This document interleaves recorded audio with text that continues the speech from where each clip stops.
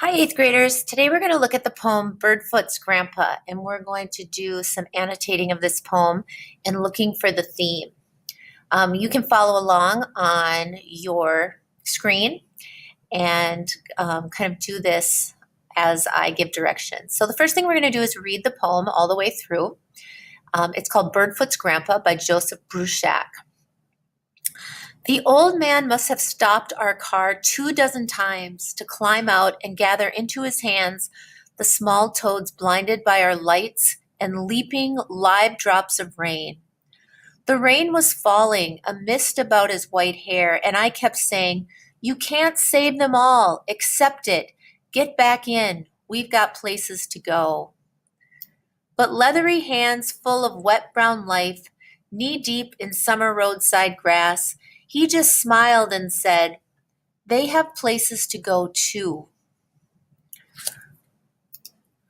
All right, let's go back up to the top and let's just start. Sometimes when you're starting a poem, it's just good to start by looking for the figurative language and just label it and see how the poem is working. So the first thing I want you to find is a hyperbole. Remember, a hyperbole is when something is exaggerated. So see if you can find the hyperbole, and when you find the hyperbole, just take your cursor, like let's say this is the hyperbole, even though it isn't. Take the cursor over that, go up here, hit highlight, right, like this, and then you could write hyperbole. Again, this isn't the hyperbole, so don't do that, but that's how you would do it. If you want to take it out, then just do that. So see if you can find the hyperbole, something that is exaggerated. Where in the poem is there hyperbole, an exaggeration? And then think about who is doing the exaggeration in the poem. Right. Another piece of figurative language is there is a metaphor in the poem.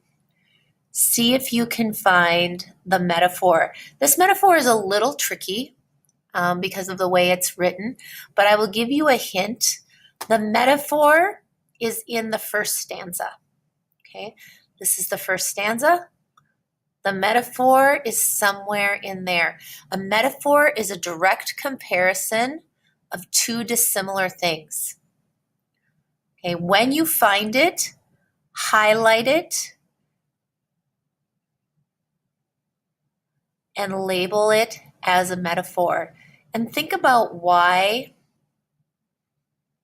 the author would have compared those two things.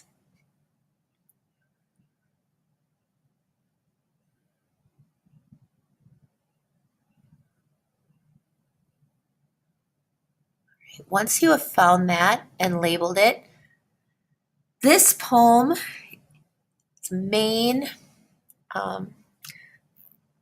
figurative language is imagery.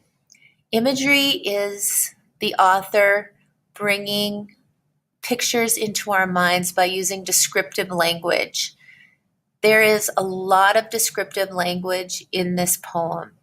See if you can find all the places that the author uses descriptive language to help us see this scene, and then highlight them and label them.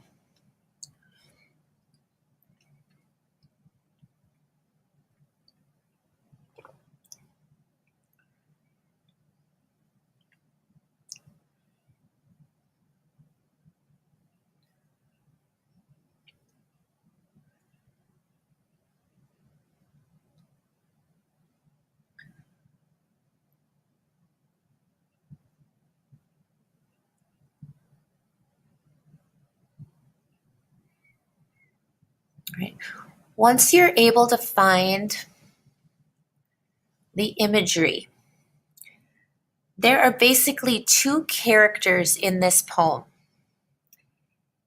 and they both have two things that they're saying, and there's a repetition as to what they're saying. See if you can find the repetition. It's just slightly different. When you see their repetition of their lines, underline it. Okay, so underline the repetition of what they're saying. Think about what's important about that repetition. So I'll type this up here. Underline the rep.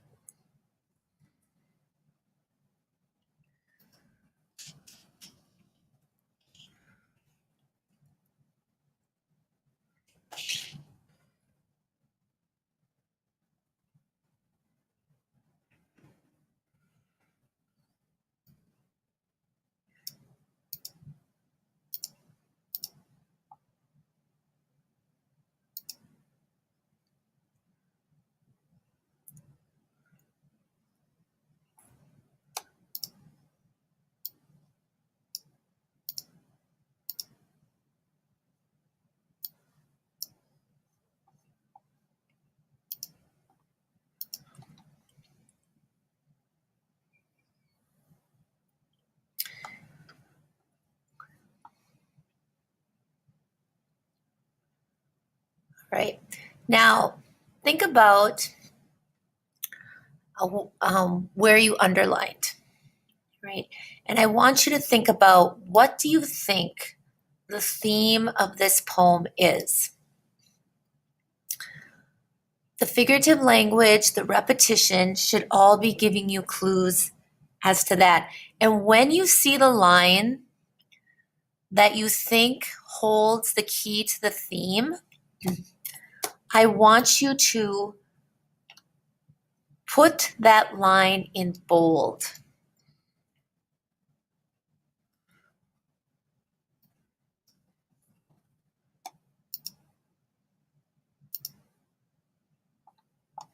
So go down into the poem, and where you think you see the theme of the poem,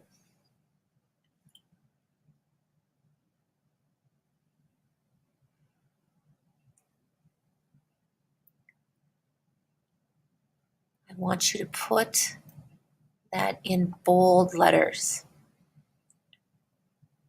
Think about where the theme of the poem is often revealed. Is it at the beginning of a poem? Is it in the middle of a poem? Or is it at the end of the poem?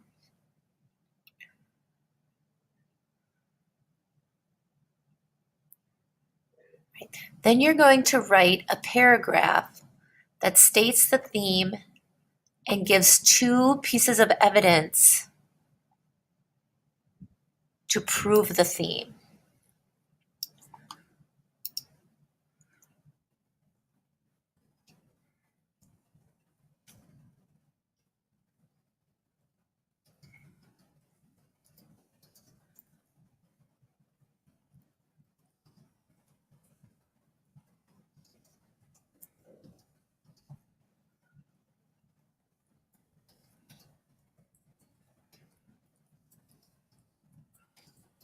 And then explain how that proves the theme.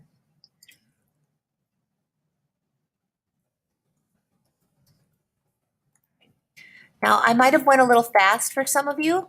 So if I did, go back and listen to it again, right? The things that you highlighted, the things that you underlined, those are places that you're going to look for to give evidence for your theme. All right, this is due at the end of the hour. This will help you on your final poetry test.